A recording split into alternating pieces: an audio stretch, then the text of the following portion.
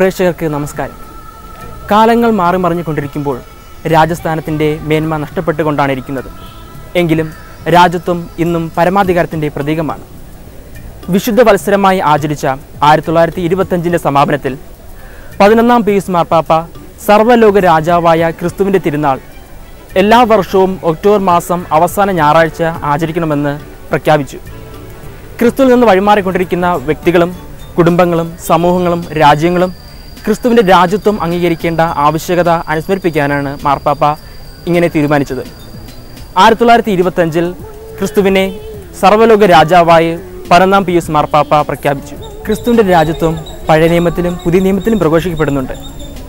Daniel പ്രവാചകന്റെ പുസ്തകം 7-ാം അധ്യായം 14-ാം വാക്യം ഇപ്രകാരം വായിക്കുന്നു: എല്ലാ ജനങ്ങളും ജനപദങ്ങളും ഭാഷക്കാരും അവനെ സേവിക്കുന്നതിന് ആധിപത്യവും മഹത്വവും അവന് നൽകിയിരിക്കുന്നു.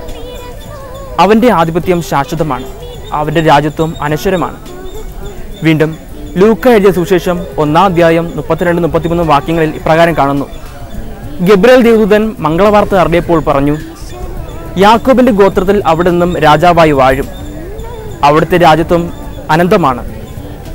വീണ്ടും യോഹന്നാന്റെ സുവിശേഷം 18-ാം അധ്യായം 37-ാം വാക്യം ഇപ്രകാരം വായിക്കുന്നു: പീലാത്തോസ് യേശുവിനോട് താങ്കൾ ഒരു രാജാവ് തന്നെയെന്ന് ചോദിച്ചപ്പോൾ യേശുനാഥൻ ഉത്തരം അരുളി, ഞാൻ രാജാവാണെന്ന് താങ്കൾ തന്നെ പറഞ്ഞു കഴിഞ്ഞു.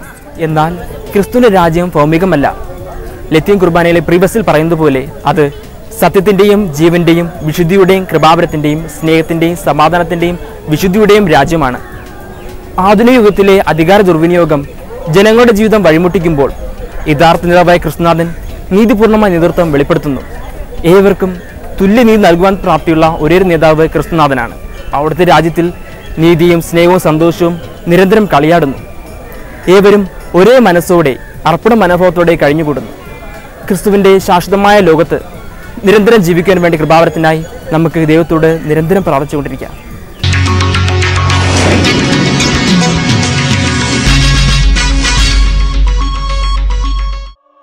ഞങ്ങളുടെ വിലാസം Samanvaya vision John Paul second Nagar, Maranallur, Kuvalassery PO, Thiruvananthapuram 695512. ഞങ്ങളുടെ ഇമെയിൽ palagan2011@gmail.com.